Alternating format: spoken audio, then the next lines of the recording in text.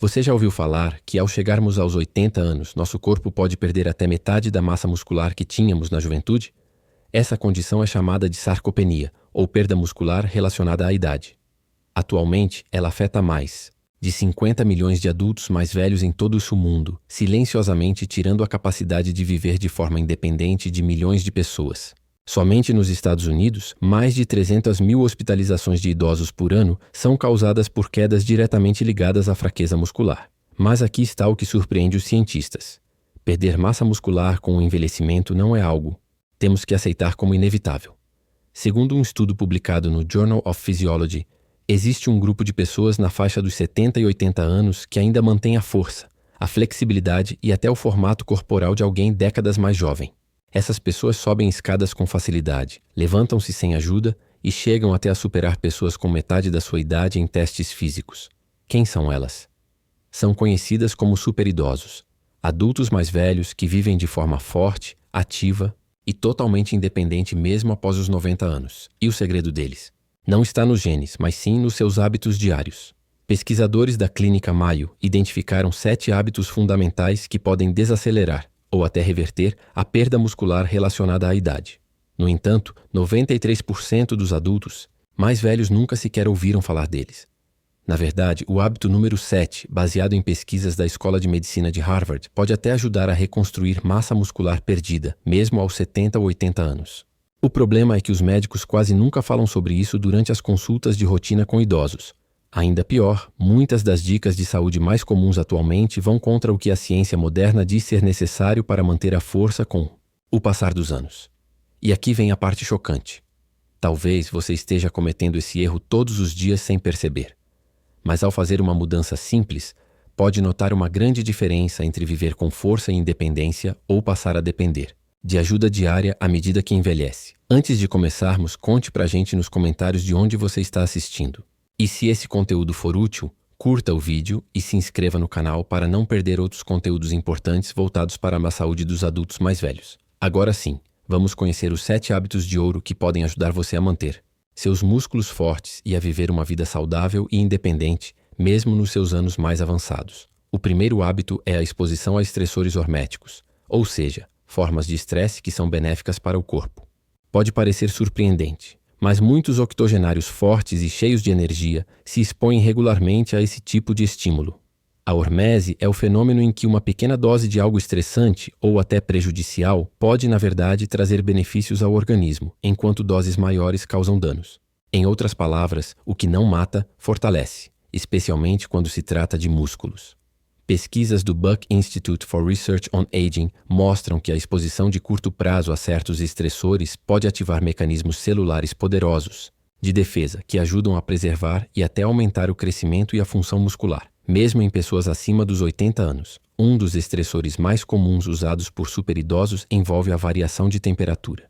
Expor-se ao frio, como terminar o banho com 30 a 60 segundos de água fria ou fazer imersões rápidas em água gelada, ativa a gordura marrom, estimula a produção de novas mitocôndrias e aumenta os níveis de adiponectina, um hormônio que ajuda a proteger os tecidos musculares contra danos. Da mesma forma, o calor também tem seu papel. Usar saunas ou tomar banhos quentes ativa proteínas especiais chamadas proteínas de choque térmico, que ajudam a reparar células musculares danificadas e evitam a degradação das proteínas musculares. Um estudo feito na Finlândia mostrou que pessoas que usavam sauna de 4 a 7 vezes por semana tiveram 40% menos perda muscular ao longo de 10 anos, em comparação com aquelas que não usavam. Outro estressor importante é o jejum intermitente, ou alimentação com tempo restrito. Ao limitar a janela alimentar para 8 a 10 horas por dia, os superidosos ativam um processo celular chamado autofagia, que limpa resíduos celulares e melhora a qualidade dos músculos. Pesquisas do Instituto Salk revelaram que esse método melhorou a função mitocondrial nos músculos em até 10% em apenas 12 semanas, mesmo sem perda de peso. O terceiro tipo de estressor envolve contrações musculares curtas e intensas. Muitos superidosos fazem um exercício chamado isometria máxima, que consiste em empurrar ou puxar com força total contra um objeto imóvel por 5 a 10 segundos. Apesar de serem breves, essas contrações de alta intensidade enviam sinais poderosos às células musculares, ajudando a preservar o tamanho e a força dos músculos sem desgastar as articulações. O que torna esses estressores tão eficazes é que são feitos de forma intermitente, ou seja, curtos e controlados, sempre seguidos de tempo suficiente para a recuperação. Quando realizados corretamente, esses estímulos ativam genes da longevidade, como o LIEN e o FOXO, que estão diretamente envolvidos na preservação muscular durante o envelhecimento. É importante começar devagar e aumentar a tolerância, com o tempo. O objetivo não é gerar exaustão nem causar lesões, mas sim provocar um estresse leve e benéfico. O segundo hábito envolve o momento certo de consumir proteínas. A maioria dos idosos se preocupa apenas com a quantidade de proteína que consome, mas estudos mostram que o momento em que ela é ingerida pode ser ainda mais importante. À medida que envelhecemos, o corpo se torna menos eficiente em utilizar a proteína. Esse processo é conhecido como resistência anabólica. Um estudo publicado no Journal of Nutrition indicou que os idosos deveriam distribuir a ingestão de proteínas de maneira uniforme ao longo do dia, em vez de concentrar tudo em uma única refeição, como é comum no jantar. Isso porque os músculos têm uma janela ideal de síntese proteica que dura de 3 a 4 horas após cada refeição. Ou seja, se a maior parte da proteína for consumida só à noite, perde-se a chance de estimular os músculos no restante do dia. A melhor estratégia é consumir cerca de 25 a 30 gramas de proteína de alta qualidade em cada refeição, distribuindo essa ingestão ao longo do dia. Isso significa que o café da manhã também precisa conter proteína. Ovos, iogurte grego ou um smoothie proteico são boas opções, bem melhores do que pão ou cereal.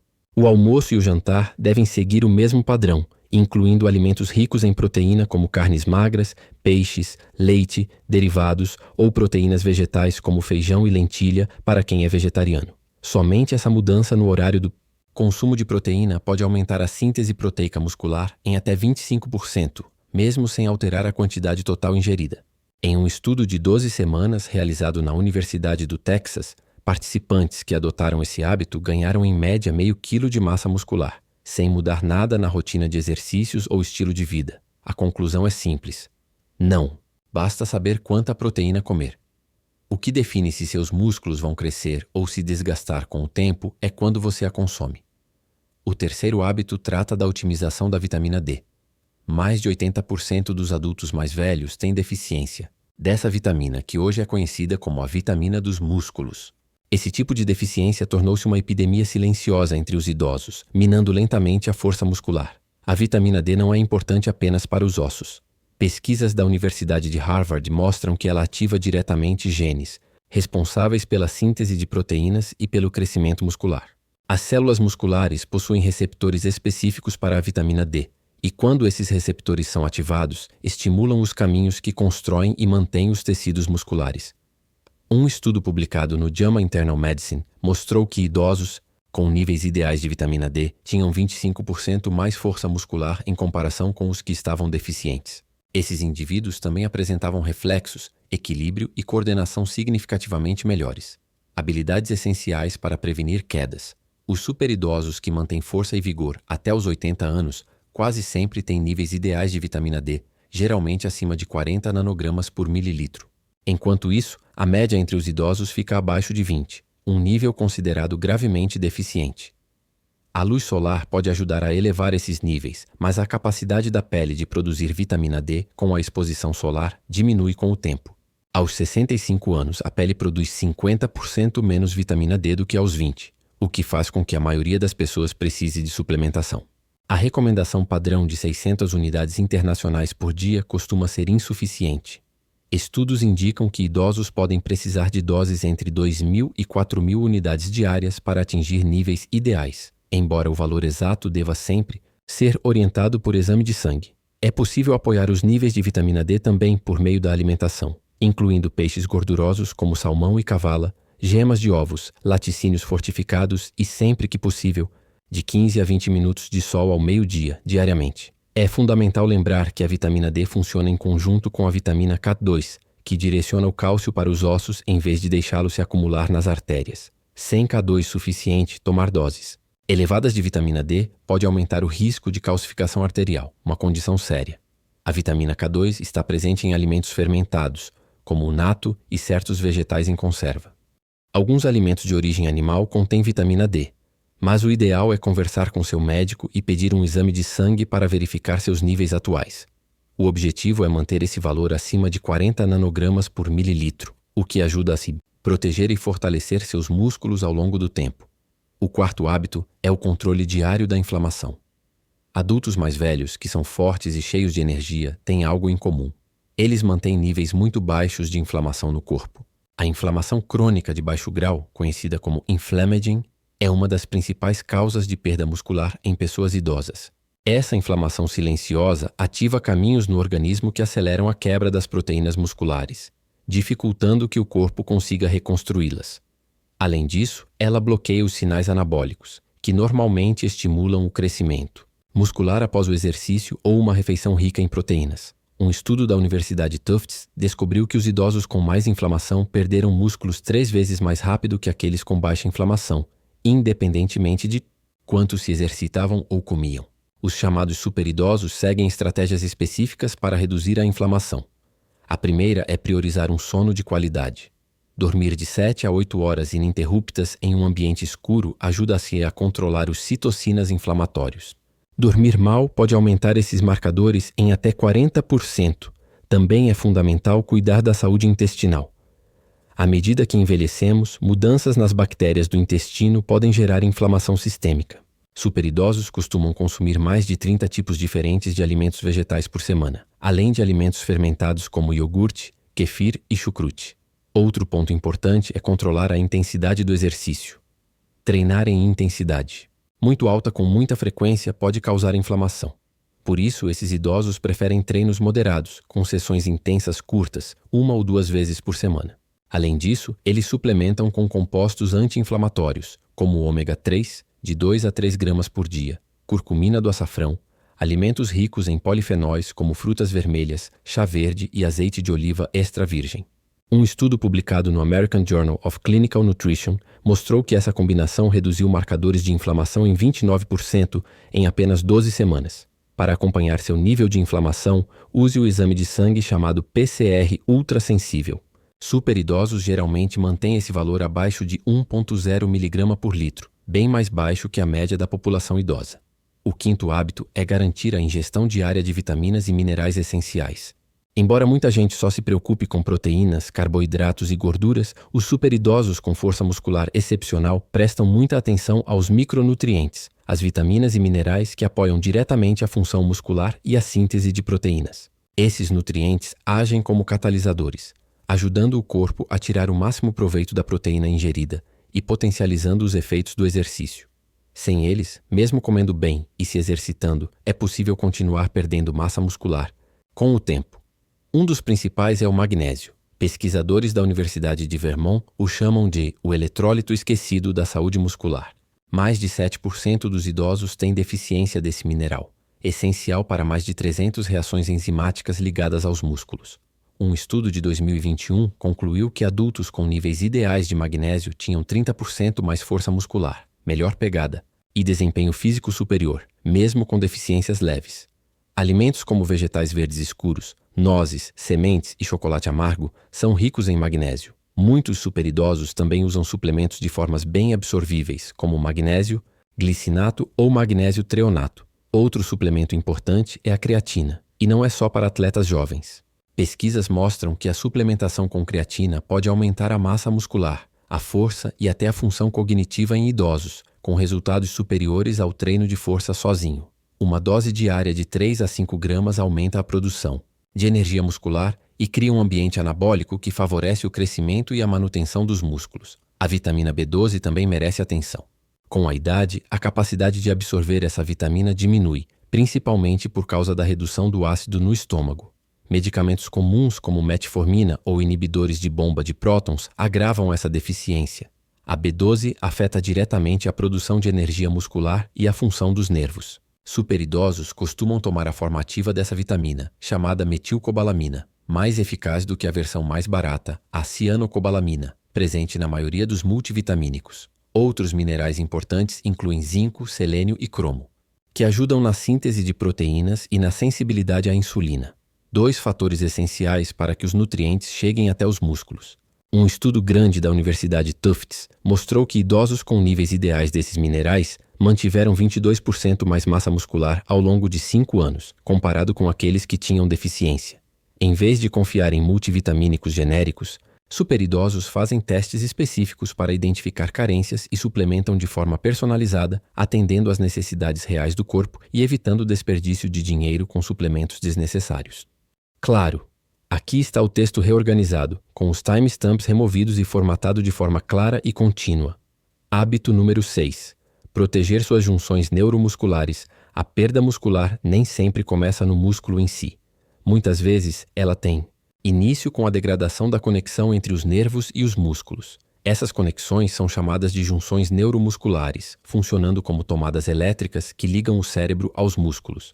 Quando essas junções começam a declinar, algo que geralmente se torna perceptível após os 60 anos, o cérebro não consegue mais enviar sinais de forma eficaz para os músculos. Isso pode acontecer mesmo que você consuma proteína suficiente e se exercite regularmente. Um estudo da Universidade de Michigan descobriu que os superagers, pessoas idosas com força acima da média, apresentavam junções neuromusculares bem preservadas, ao contrário da maioria dos idosos.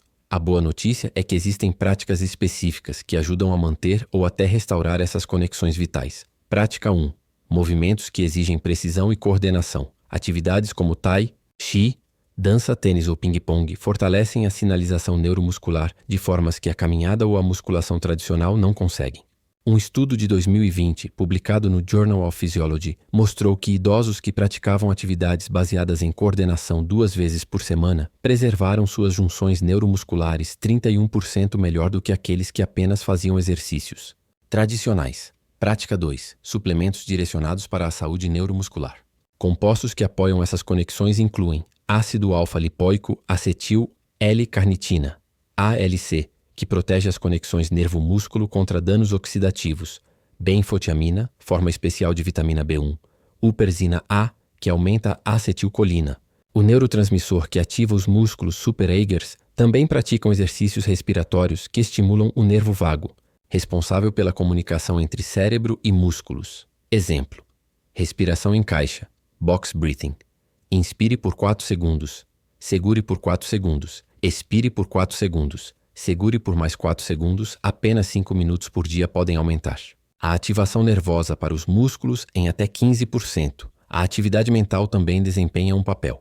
Um estudo da Universidade Columbia mostrou que adultos mais velhos que realizam tarefas cognitivas complexas regularmente mantêm melhor função muscular. Estimular o cérebro beneficia diretamente a saúde neuromuscular por meio de vias neurais compartilhadas. Hábito número 7. Treinamento de resistência progressiva. Esse é considerado o hábito mais importante de todos. O principal fator que diferencia idosos de 80 anos fortes e saudáveis dos demais é o treinamento de resistência progressiva. Pesquisadores da Universidade de Tufts o descrevem como o remédio anti-envelhecimento mais eficaz já descoberto. Superagers seguem protocolos de treinamento específicos que combatem diretamente as causas biológicas da perda muscular. A verdade central: músculos seguem a regra use ou perca, mas precisam ser desafiados de forma progressiva para permanecerem fortes. O que diferencia os superagers? Eles focam na intensidade, não na duração. Pesquisas da Universidade McMaster mostram que treinamento de alta intensidade 2 vezes por semana gera mais ganhos musculares do que treinos moderados 5 vezes por semana. O segredo é alcançar a falha muscular momentânea, quando não é mais possível fazer outra repetição com boa forma. Isso estimula a síntese de proteína muscular por até 72 horas após o treino. Eles priorizam movimentos compostos, exercícios como agachamentos, levantamento terra, remadas, supino, barras fixas ou versões assistidas, ativam respostas hormonais mais potentes do que exercícios isolados, aplicam sobrecarga progressiva, aumentar gradualmente o peso ou a dificuldade garante adaptação contínua. Eles acompanham o progresso e se desafiam a fazer um pouco mais a cada sessão. Dão ênfase à fase excêntrica. Diminuem o peso lentamente, o que gera mais força com menos impacto nas articulações. Mesmo pessoas de 70 ou 80 anos podem se beneficiar. Um estudo da Universidade do Alabama mostrou que o treinamento progressivo adicionou 1,5 kg de músculo e aumentou a força em 35% em apenas 12 semanas, além de melhorar a glicemia, densidade óssea e função cerebral. O maior erro que idosos cometem: acreditar que o treino de força é perigoso ou desnecessário. Na verdade, não fazê-lo é o verdadeiro risco, permitindo que a perda muscular continue sem controle. Se você escolher apenas um hábito dessa lista, escolha o treinamento de força progressivo. Agora você descobriu 7 hábitos, apoiados pela ciência, que podem ajudar algumas pessoas de 80 anos a manter força e massa muscular como se ainda fossem jovens. Comece hoje escolhendo o hábito que parecer mais fácil para você iniciar. Aos poucos, incorpore os outros na sua rotina diária. Lembre-se, seu eu do futuro agradecerá pela decisão sábia que você tomar hoje, uma escolha que investe na sua saúde, independência e qualidade de vida a longo prazo. E você? Já experimentou algum desses 7 hábitos? Qual deles mais te surpreendeu? Conhece alguém com mais de 70 ou 80 anos que ainda tem força impressionante? Compartilhe suas histórias ou pensamentos. Estamos aqui para ouvir. Obrigado por assistir. Desejamos a você força, resiliência e alegria em cada dia que vem.